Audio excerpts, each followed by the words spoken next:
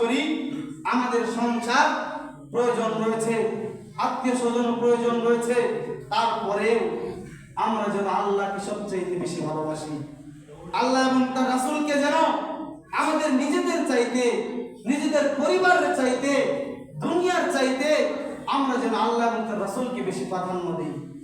আল্লাহ রাব্বুল আলামিন আব্দুল্লাহ ইবনে উমর রাদিয়াল্লাহু তাআলা থেকে বর্ণিত, তিনি বলছেন যে ইযা আমসাইতা ফালা তানতাদিরিস সাবাহ ওয়া ইযা আসবাহতা ফালা তানতাদিরিল মাসা।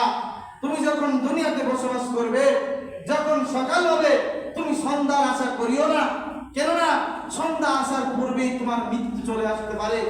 মরণ কখন কার আসবে কেউ জানে না, কেউ বুঝতে পারে না তার মরণ কখন চলে আসবে।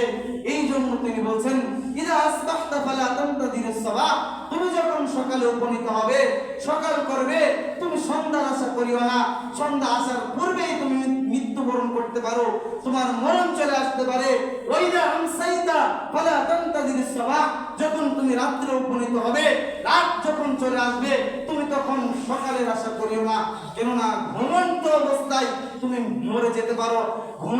ব্যক্তি যখন ঘুমায়, কোন মানুষ যখন ঘুমায়, তার রূহটা তার মধ্য থেকে বের হয়ে যায়, তার রূহটা তার মধ্য থেকে বের হয়ে যায়, তার রূহটা তার মধ্য থেকে বের হয়ে চলে যায়। ওই রূহটা আল্লাহ পাক রব্বুল আলামিন সকাল হওয়ার সঙ্গে সঙ্গে আল্লাহ রব্বুল আলামিন তার রূহটাকে আবার ফিরিয়ে দেন। তার এই জন্য সে জাগ্রত হয়। যদি না দেন, যদি আল্লাহ না দেন, তখন আপনি কোথায় যাবেন? নিঃশ্বাস যেই দিন বন্ধ হয়ে যাবে, সেই দিন আপনার আর কোনো উপায় থাকবে না। তাই বলি, দুনিয়াতে চলাফেরা করার প্রয়োজন রয়েছে, আল্লাহ এবং তার রাসূলকে প্রাধান্য দিয়ে দুনিয়াতে চলাফেরা করব। আল্লাহ এবং তার রাসূল